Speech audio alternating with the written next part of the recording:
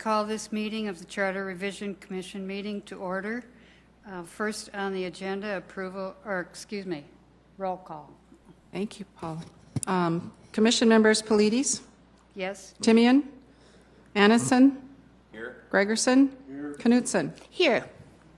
Okay, first on the agenda is approval of the minutes. Are there any additions or corrections?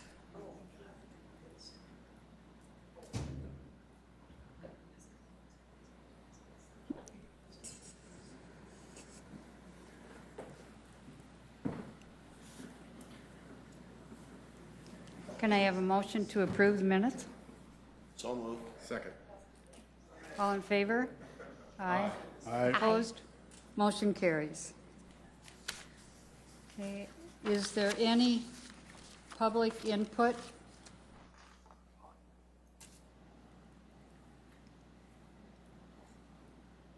Okay, then we'll go on to old business. Charter Section 4.03, Legal Officer. Madam Chair, I'm going to recuse myself again for this Part A of the agenda. Thank you. Gail Eastland will assist you as needed.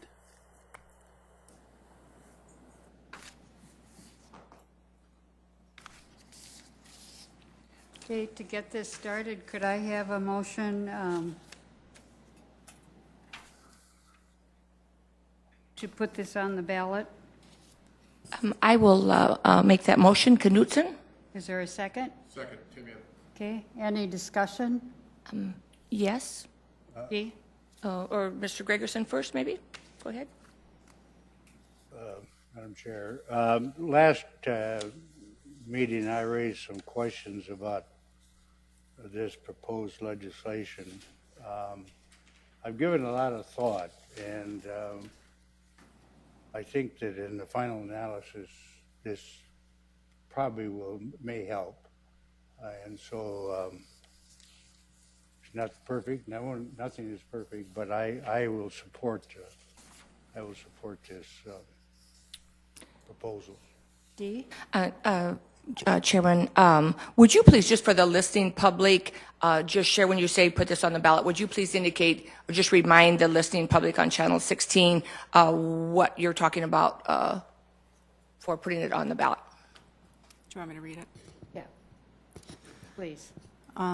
Section is 4A, Section 4.03, Legal Officer. There shall be a legal officer of the city appointed by the mayor effective with the advice and consent of a majority of the 8 members of the council, notwithstanding Charter Section 2.05, subsection B.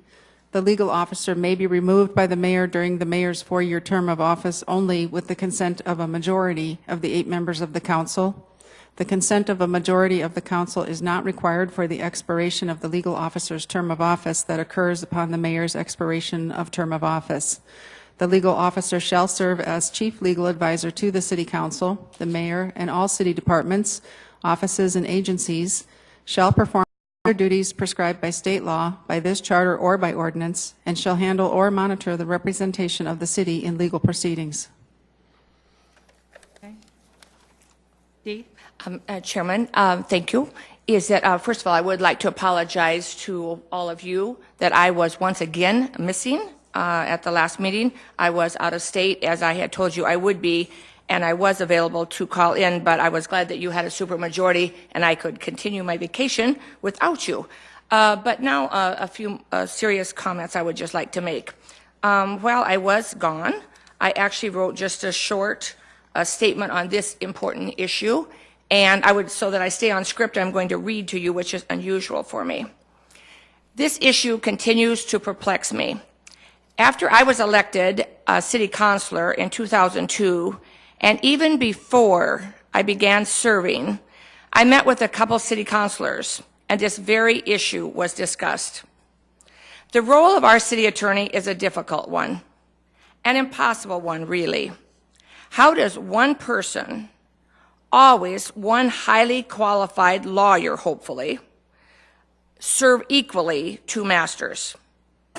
The answer is probably never, even though she/he tries valiantly to do so.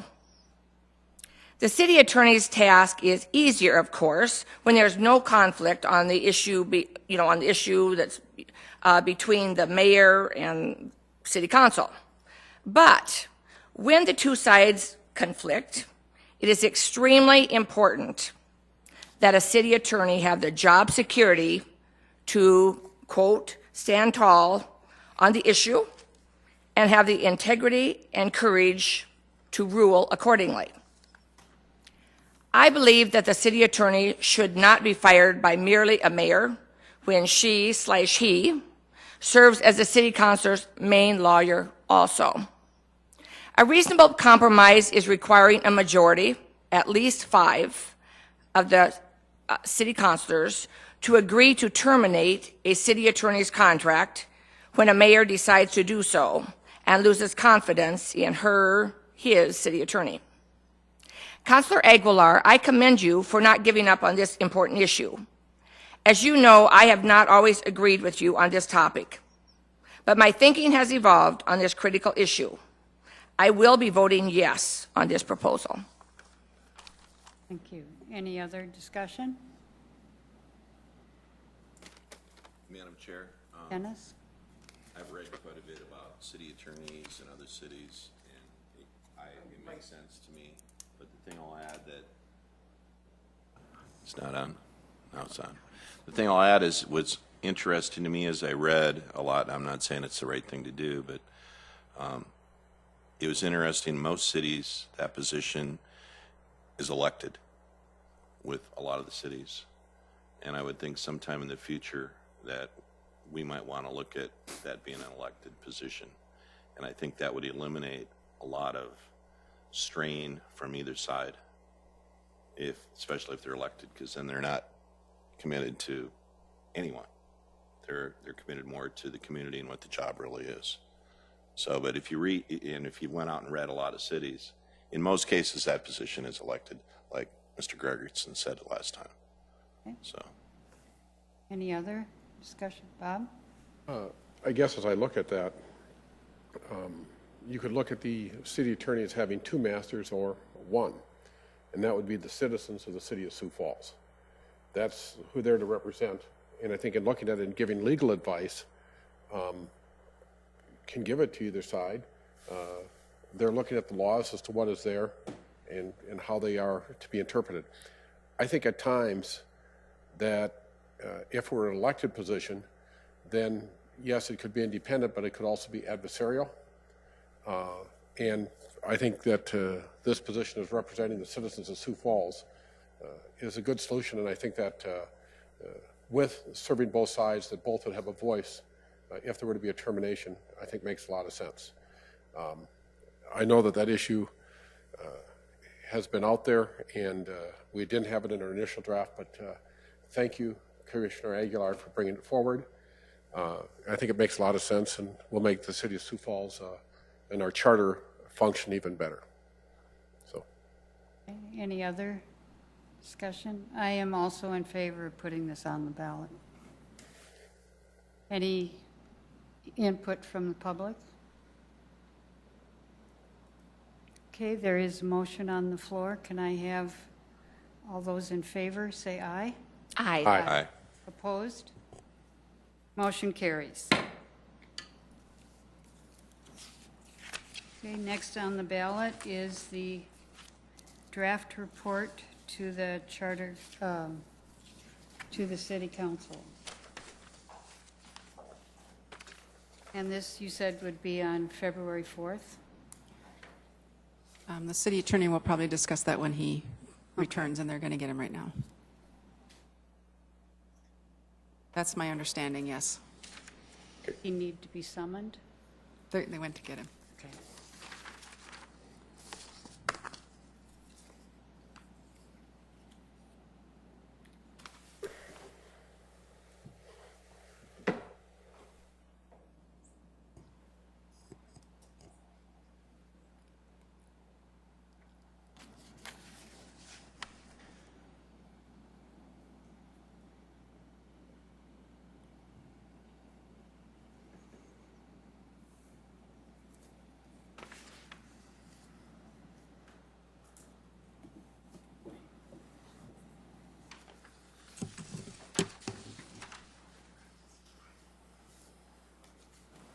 Do we need to officially approve the report?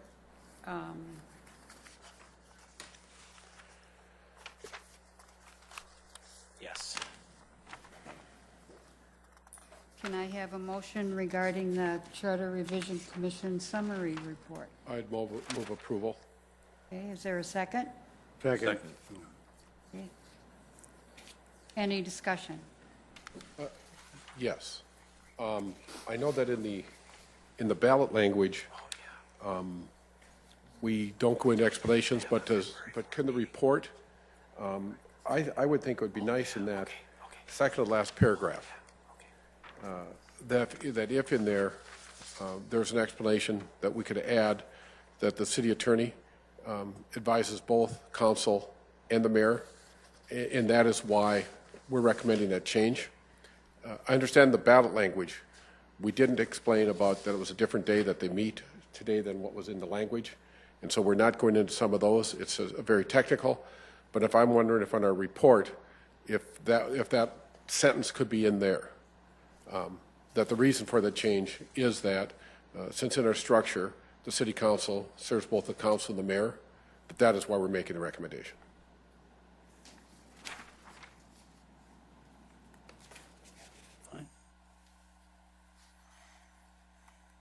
Any, For instance, I would say that this proposal would clarify how many city councils must, in addition, the proposal would have a majority.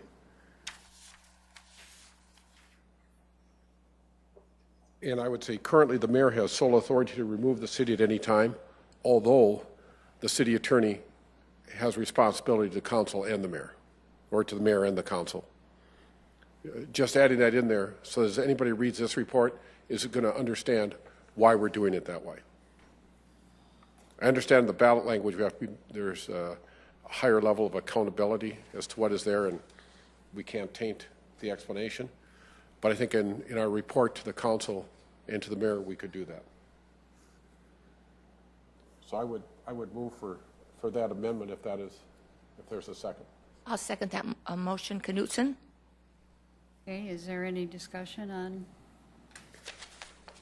D? Well, the only discussion I guess I'd like to add is that I do think it's good clarifying information, and I think that unfortunately, there's not a lot of interest in what kind of work the Charter Revision Commission does, and not enough interest in the city charter, even though it's a very important document. And so I think for the voters out there, as we're trying very hard to always improve our city charter, that anything we can add to documents like this to make them more user-friendly to our voters, that's a good idea. Okay. Dennis? Madam Chair, wouldn't that be an amendment to the previous amendment? Current motion. Okay. Do we need a second? We got it. Second. Get it? Okay. Now we need a vote. Second. Vote on the amendment. Yes. The amendment. So the first vote would be on the amendment and then on the primary motion. Okay, any other comments? Any public comments? Okay, all those in favor of the amendment, say aye. Aye. Aye. All opposed? Motion carries. Okay, and now to vote on the acceptance of the summary report, including the wording from the amendment. I make a motion to approve that. That motion is on, Oh, okay, that's right. Yeah, okay. Now it would just be if there's discussion or to vote. yeah, is there any Okay, sorry. discussion? Any public comment? Okay, all in favor? Aye. Aye. Opposed? Motion carries. For clarification, Madam Chair, can we then submit this report if you, along with the official ballot to the City Council next week? Because I think our deadline is right around the 1st of February, so. Okay, that would be next Tuesday? February 4, yeah. So I just, be nice to get it done a week early. Thank you, Tamara. Yeah. Well, I would like to say thank you to our chair and my fellow members on taking the time to review the charter and to come up with what was there for recommendations.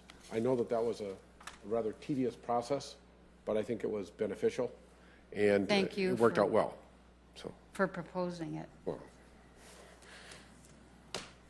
Dee? And I would like to also thank Tamara Jorgensen, who does such a nice job for us throughout this process, which is a very important one.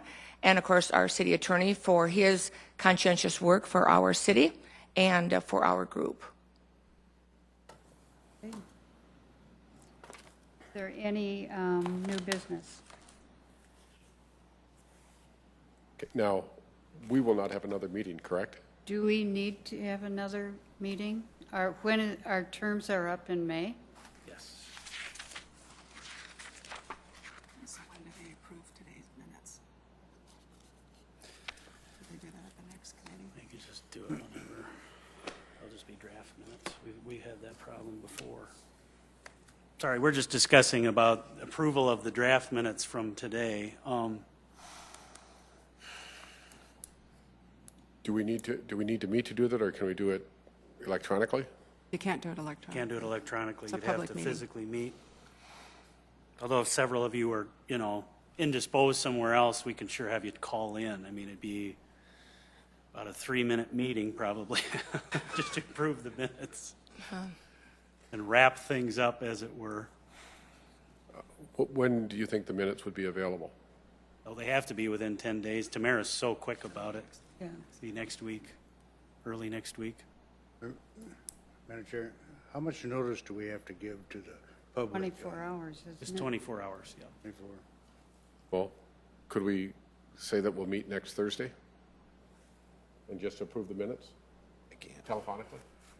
Yeah, telephonically. I'm in a remote part of South America. I can't do it. Oh, my. Could I go with you? Wednesday? Because we only need 3 of us telephonically. Yeah. Just to approve minutes, Yeah. yeah, just enough of a quorum. Telephonically, I probably. I'm back Friday. I'm open. Let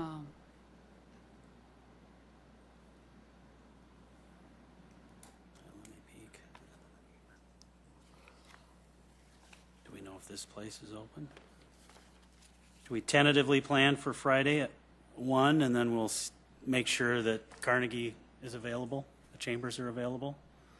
Does that work? What date? Friday, what? Friday, January 31. At 1 o'clock?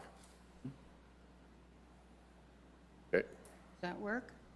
Are we going to be physically here, or are we doing it by telephone? We'll do it here, Dick, but if you cannot be here, you may call in also. Could you give me the telephone number that we should use if we can't make it? Yeah, we'll give that to you. Okay. Thank you. Okay. And I imagine we'll see a draft of the minutes electronically. They'll be posted on the website, too. Okay. Yeah, they'll Thank you. probably be posted by the draft minutes, probably by Monday or Tuesday, and then, yeah, we'll just approve them at the end of next week. Okay, so our next meeting is Friday, January 31st, 1 o'clock in this room. Okay, any other new business? Do we have to meet again to approve the minutes of that meeting? I move to adjourn. Second. Is there a second? One moment, please. Oh.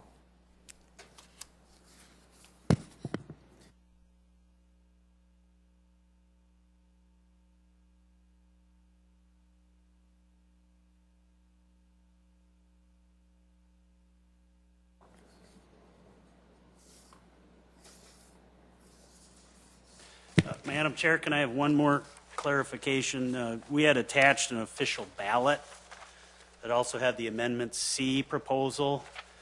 I think if you could make a motion just to clarify that your summary report should have as attached the actual proposed ballot as well. Move that a draft of the budget of the ballot be opposed to our final report. And I second that motion, Knutson. Any discussion? Any public input? All in favor? Aye. Aye. Opposed? Motion carries. Thank you. And there is a motion on the floor. Can I have a second for adjournment? Second. Okay, all discussion. All in favor? Aye. Aye. Opposed? Meeting is adjourned.